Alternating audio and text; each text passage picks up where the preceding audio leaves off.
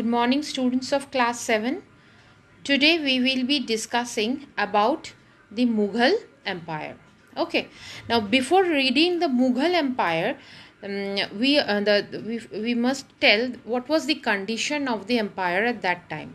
Now, by the 16th century, when before the entry of Babur, at that time the Delhi Sultanate, the period was breaking. Okay, there was political disunity. Okay, and the governor of Punjab, that is the Daulat Khan Lodi, he separated. He made he became independent. Okay, from the Sultanate, from Delhi Sultanate. Similarly, the other governors also of Sindh, of Bengal, they also just separated themselves from Delhi Sultanate. Okay, and also at that time the rulers of Mewar, okay, Malwa, and they also didn't pay any allegiance to the Delhi Sultanate. Okay, did not show any loyalty towards the Delhi Sultanate. So Delhi Sultanate was becoming weak. Okay, and it was falling at that time. And moreover, the rise of the kingdoms in the south, like Bahmani kingdoms, okay, Vijayanagara kingdoms, it was coming. So at this moment, Babur took the entry. Okay, now he was the descendant of was a Mongol, okay, descendant of Chengiz Khan, okay, Taimur and Chengiz Khan, which you have read. So he was very much powerful and he ruled in India for many years. Okay, and now we will go in details about about Babur and his way of ruling in India, and next about his next generations also. Okay, now let us see it in details.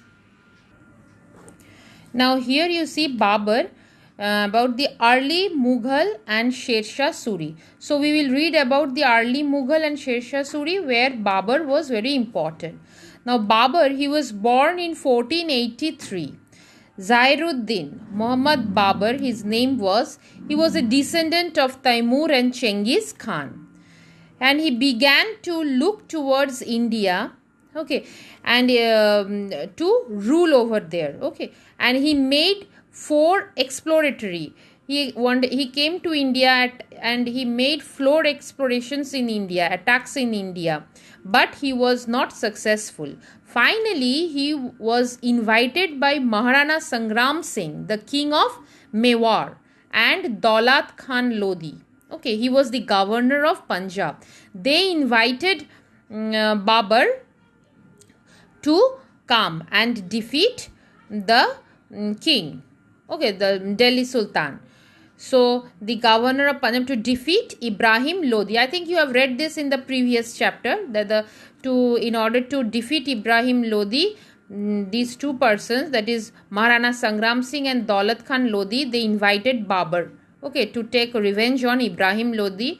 But after that, what happened? Babur defeated Ibrahim Lodi and Babur stayed and ruled in India. Okay, so this was the first chance of Babur to come and rule in India.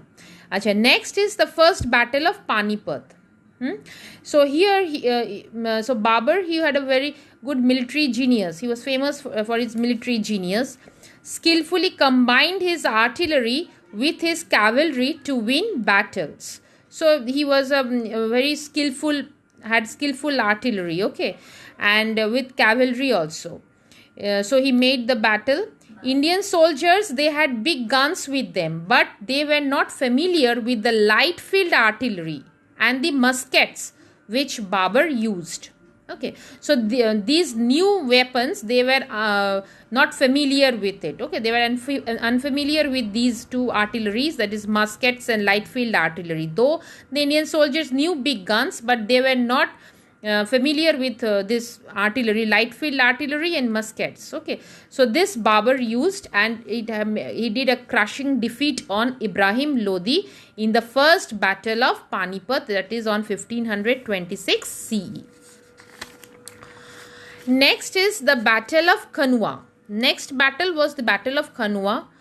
Rana Sangha, angered of Babur's decision of staying in India. Now, Rana Sangha was very much annoyed that Babur, he didn't return, he stayed in India, and he formed a confederacy. That is, confederacy means a union. So, Rana Sangha, he made a confederacy, he made a union with the Rajput princes and led a battle against Babur. So, Rana Sangha, he was very much annoyed that Babur wants to stay in India, he wants to rule, he doesn't want to go back. And so Rana Sangha, what he did, he led a battle against Babur in the Battle of Kanwa. Okay, and it is the spelling is over here as Rana. Okay, Rana Sangha. So here it is that Rana Sangha, he made a battle, that is the Battle of Kanwa, and near Fatehpur Sikri, and Babur defeated. The same use of artillery and superior military tactics as Babur had. Okay, and so he was defeated, and 2 victories made Babur to win the throne. Okay, so in the first battle of Panipat and in the Battle of Kanwa, okay, with Rana Sangha against Rana Sangha. So these 2 battles made Babur to be in the throne of Delhi permanently. So next comes Babur turned east. After making his position in Delhi, he then turned to east, defeated the Afghans on the banks of the river Ghagra, controlled an empire. Okay, he stretched from Kabul, his empire, he stretched from Kabul to present day Bihar, made Delhi the capital of his empire. And though Babur ruled 3 years, but after that he died in 1530 CE. For a short rule he had, but in this short rule he conquered many areas. Now we are going to Babur's character. Babur's character we have read in Baburnama. You have read it in the previous chapter also, which is the Babur's autobiography in Turkey. Okay, so Babur was a scholar and also a very shrewd observer. He was a poet and sensitive understanding of the fine arts. So he had many qualities. He was a scholar, he was a poet, and he has a sensitive understanding of fine arts. Okay, and he looked upon Hindus as infidels. Infidels means non-believers. So he looked to the Hindus as non-believers but not persecuted them. But he didn't kill the Hindus. Okay, though he believed that, though he feels that Hindus were the non-believers, but he did not persecuted them. He did not kill the Hindus. Next comes Humayun. Now Babur's son Humayun, he ascended the throne of Delhi in 1530 CE. Humayun tried to enlarge his empire, annexing present-day Gujarat, parts of Rajasthan and Bihar. He was an able commander and he did not possess the sustained spirit and energy of his father. So Humayun, he also conquered many areas, but he did not possess so much energy and spirit as his father. Okay, he also faced opposition from his own brother, that is the Afghan nobles, and also Bahadur Shah of Gujarat. So Humayun, while ascending in the throne, he also faced opposition from his own brothers and the Afghan nobles and Bahadur Shah of Gujarat. So next is during Humayun's rule, Sher Khan came. Okay, Sher Khan, he was Afghan governor of present-day Bihar. So Sher Khan defeated Humayun in the Battle of Chausa in 1539 CE. Okay, then in the battle of Kannauj, Sher Khan dealt Humayun a final blow. So Sher Khan first defeated Humayun in the battle of Chausa, that is in 1539 CE. Again he defeated Humayun in the battle of Kannauj, that was a final blow, and Humayun had to fled in Sindh. So he fled in Sindh and then to Persia. So he escaped from there and he went to Sindh and then to Persia, Humayun. He remained in exile for 15 years, and at that moment, during that time of his exile, Akbar was born, as Humayun's son was Akbar. So Akbar was born during this exile in Sindh. Okay. Next,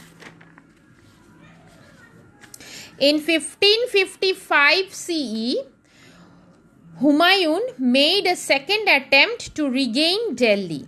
Then again in 1555 CE, Humayun then came and wanted to regain Delhi.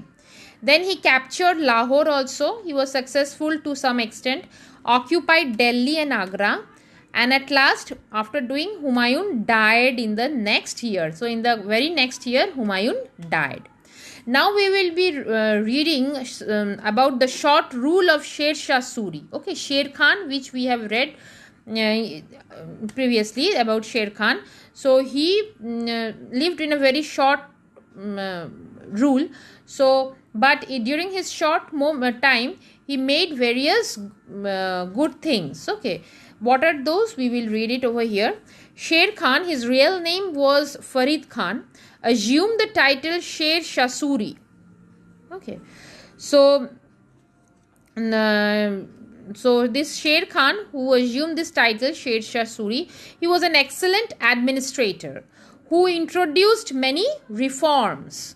So Sher Shah Suri, he made various reforms and he brought crime under control. During his rule, there was very limited crime. He made all the crime under control. He built Grand Trunk Road.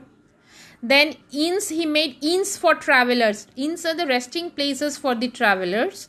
Then he planted many trees and dug wells, controlled the empire with powerful central army. Okay, so these are the improvements of him. Okay, he controlled the empire with powerful central army. The Grand Trunk Road which he built, it ran for 3000 kilometers from East Bengal to Peshwa, passing through Agra, Delhi and Lahore. Then he personally inspected all these things. Okay, all these works he personally inspected, and he appointed some paid men also to do these works. Then he introduced silver rupee called rupiah. Okay, this was the standard mode of exchange. Now gold coins called mohor and copper coins called dam were also minted by his government. So during his government, there were gold coins also, which are known as mohor. Copper coins called dam was also there. Okay, and he introduced rupiah. So this rupiah was also followed next, we can say, in the Mughal emperors also used this rupiah. Akbar also used this rupiah. We will see it later on. Acha, next,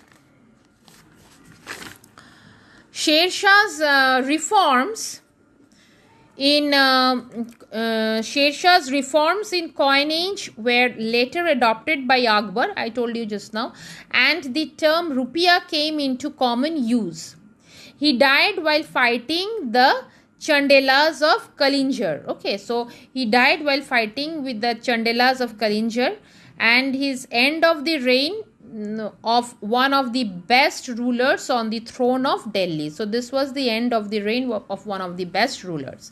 Achha, next we are coming to Akbar. So after Humayun's death, Akbar came, his son.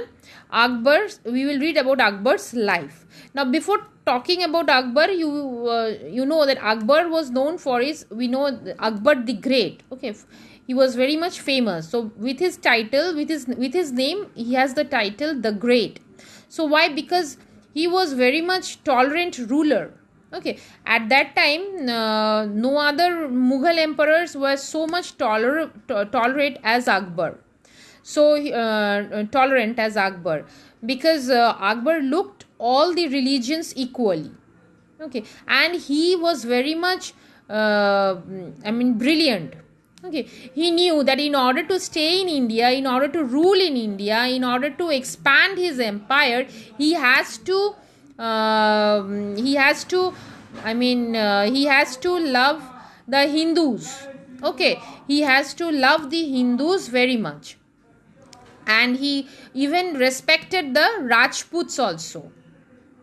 Okay, so what we will see here is Akbar, born in 1542 CE, when his father was a fugitive there. Okay, then Akbar, I told you that Humayun, he was in 15 years exile during the fighting with Sher Shah. At that time Akbar was born, and Akbar, when he was 13 years, he was crowned. He became crowned as emperor in 1556 CE, and his tutor and mentor named Bairam Khan helped him a lot. He took care of the administration of the empire till Akbar was 18. Now, two of Sher Shah's nephews, that is Adil Shah and Sikandar Shah, they tried to take back Delhi. So Hemu, Adil Shah's able general, he occupied Delhi and Agra. So what happened? Bairam Khan and Akbar, he met Hemu in the fiercely fought battle, second battle of Panipat in 1556. Okay, and defeated him. Akbar shifted his capital to Agra. So you can see here in the Akbar, that Bairam Khan was the tutor and mentor also, and in he helped Akbar in various ways. Even he helped him in the second battle of Panipat that took place in 1556. Okay, so where Hemu, who was the able general of Adil Shah, okay, he occupied Delhi and Agra, and he met Akbar in the battle where Akbar won the battle. Okay, and he defeated Hemu. So Akbar then shifted his capital to Agra. Now here Akbar's conquests. Now here Akbar conquered Delhi, Agra in the west, east, Mughal Empire. He conquered Delhi, Agra in the west, east, south and northwest. Okay, stretched from Afghanistan to Bengal. Okay, and then from Kashmir to Deccan. So it is so large, you can see the extension of the Mughal Empire. So he conquered Delhi, Agra, then the west, east, south and the northwest he conquered. Then he stretched from Afghanistan to Bengal and then from Kashmir to Deccan. So it's a long extension of Mughal Empire. Next, he established a very strong administrative authority and followed policy of religious tolerance, which I told you, ensuring support of the Rajputs and the Sikhs. So he was a very brilliant person and intelligent. He knew that in order to live in this rule in India, he has to please the Rajputs and the Sikhs. If he annoys Rajputs and the Sikhs, then they will only attack him. So by the way of good behavior with religious tolerance, he enhanced his kingdom. Administration. Administration was very important of Akbar, because he always discussed with the brilliant people of his court, and he made new amendments in his administration. Okay, so he believed that emperor was the center of all powers, and he was head of both military and administrative setup, and he was helped by the cabinet. Okay, cabinet consists of several officers. Now wazir, there are some terms in Akbar's administration which you have to go through. That he has wazir. Wazir is the post of wazir was similar to prime minister. Okay, wazir's work was the principal advisor to the emperor. He advises all the good plannings to the emperor. Then Diwan. Who was Diwan? He was the charge of revenue minister. Revenue and finance. Okay. So nowadays he is called as finance minister. So regarding all the revenue and the finance, the Diwan will take the charge. Next he sees he made Mir Bakshi another post, that is paymaster of the army. So emperor, commander in chief of the army. So he was the paymaster. Mir Bakshi looks after the payment of the army, though emperor is the commander in chief of the army. Next is Qezi. Qezi is the highest judicial head, next only to emperor. So after emperor, regarding judicial purpose, Qezi was there, and he also looked after education. The Qezi also looked after education. Now another thing is Sadari Sudar. Sadari Sudar is in charge of religious endowments. All the religious purposes are looked by Sadari Sudar. Next, provincial government. Akbar divided his empire into 15 subhas or provinces. Okay, that is, and each headed by a governor or subedar. So Akbar, he divided his empire into 15 subhas or provinces, and each of these were headed by a governor or subedar. Okay. Then provinces were divided into sarkars or districts. Then again this province was again divided into sarkars or districts. So first Akbar divided his empire into 15 subhas or provinces. Now each of these provinces was headed by a governor or subedar. Okay, and the provinces were again divided. Now these 15 provinces, they were again divided into sarkars or districts. So you can find out how all the divisions he had made and distribution of the posts and ranks. Okay, so that each and everybody has got his responsibility regarding administration, because emperor alone will be very difficult for the emperor to look after all this. So he made various ranks and posts, and accordingly the persons who are appointed in those ranks have to see the matters they were appointed for. Okay, now next we are coming that each sarkar consisted of several parganas. Several villages made up parganas. Okay, like we have parganas, okay, the 24 parganas north. So at that time Akbar also made those parganas. Okay, so see how scientifically he thought. Each sarkar consisted of several parganas. Several villages made up pargana. In order to unify empire, Akbar introduced uniformity in all provinces. So he wanted to make one single empire, and for that he knew that uniformity should be maintained in all the provinces. Though he divided the works into various categories, made posts to see the works, but overall he knew as an emperor he had to unify it. Okay, there should be a uniformity in all his works, okay, to make it as a single empire. Next, military administration. Mansabdari system, it is another important system he adopted in the military administration. In the Mansabdari system, it is a system which consisted of a hierarchy of ranks or offices. Now different ranks were made according to the hierarchy of their post. According to different post, different ranks were made. Okay, now mansab, it is a word is an Arabic word which means rank. Every mansabdar was given jagir. Jagir is what? It is a piece of land according to his rank. Now depending upon the rank, okay, the mansabdar were given the jagir. Now mansabdars draw salaries from the revenue of the land.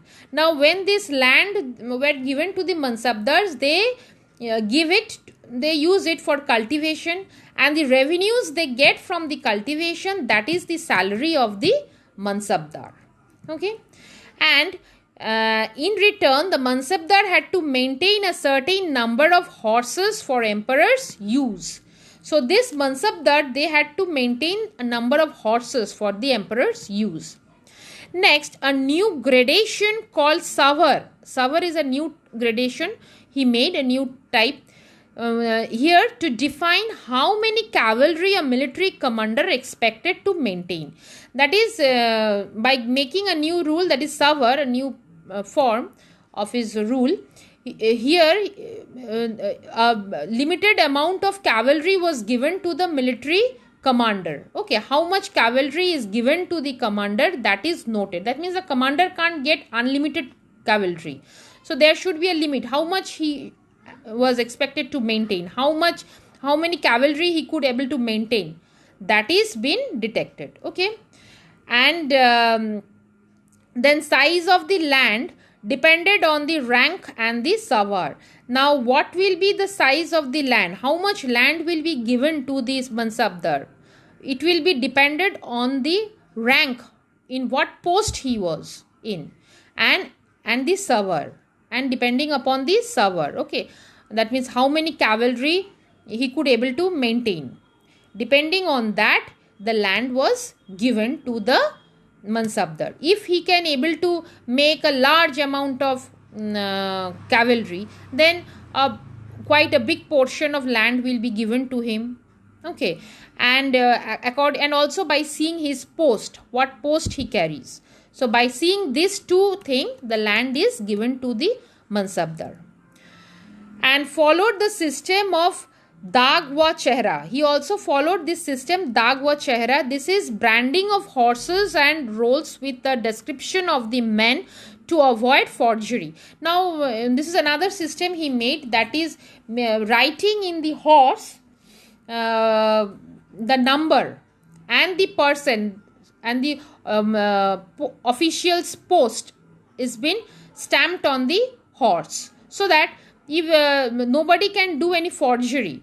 If anybody, if any official goes to the farmer to get the revenue, so the farmer can know him by seeing the number of the horse, by seeing that the number is enrolled on the horse, and the name of the official, the post of the official was also enrolled on the horse. By telling that, the emperor can understand that that person with this number of horse went to collect the revenue. Or it was very difficult to nobody can steal the horses, okay, because the number is there. So for this purpose, numbering of the horses along with the post of that person is also stamped on the horse, okay, to avoid forgery. Next comes the land revenue policy. This is another important policy. He adopted Sher Shah's system of land revenue. Greater relief was given to the people. Raja Todarmal, he was the chief revenue officer and in the Akbar's court, and he introduced Dashala system. Okay, now we will read about what is Dashala system in brief. Now, Dashala system is that quality of the land was first considered before fixing land revenue.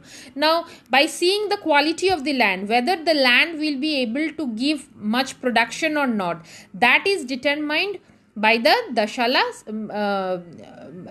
By seeing the quality of the land, the revenue is fixed. Okay, then it was divided into 4 groups. By seeing the fertility, then number of times it was cultivated in the year, like this way 4 groups were there. By seeing all this, by judging all this, then the revenue was fixed on land. Next is the revenue to be paid in a year, and this revenue, how it was calculated? It was calculated on the basis of a 10-year average of the yield. So this revenue, it was paid in a year, and this revenue was fixed by the seeing about the, by calculating the 10 years average, what was the production for 10 years. So okay, made an average of it, and then the price of the different crops, and also by seeing the price of different crops. So seeing all this, the revenue was calculated. Then state took 1/3 of the average yield. So the state took 1/3 of the average yield, and revenue paid in cash or kind. So this was the Dashala system, and it was unchanged more than 100 years. This system continued for more than 100 years. Next is the Rajput policy. It is very important of Akbar. Rajput policy, he praised Rajputs and he gave the important posts to the Rajputs and other Hindus in his administration. Raja Todarmal, Raja Birbal, then Raja Biharimal, then his son Bhagwan Das, his grandson Man Singh were Rajputs, and they held important positions in Akbar's court. So he gave all the important positions to the Rajputs, important positions in his court. Okay, and these are all the Rajputs. And he gave freedom to follow their religion.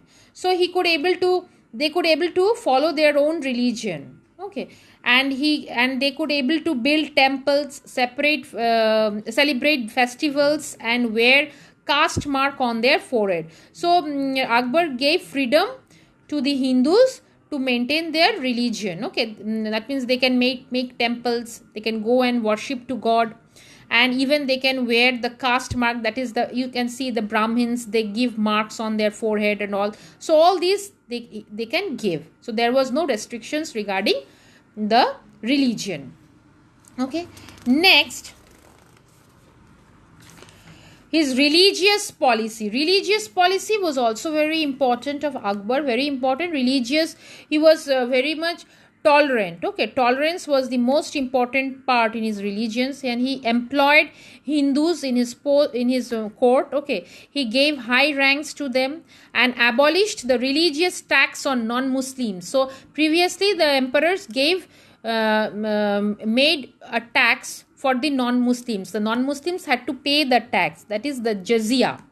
Okay, so he abolished the jizya tax, and he married Hindu princesses also.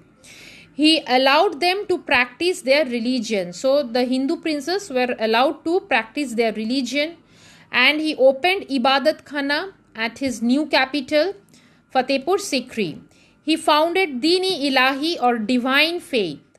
Okay, so this was the another new religion made by Akbar. Okay, and it was based on the teachings and beliefs of all the major religions.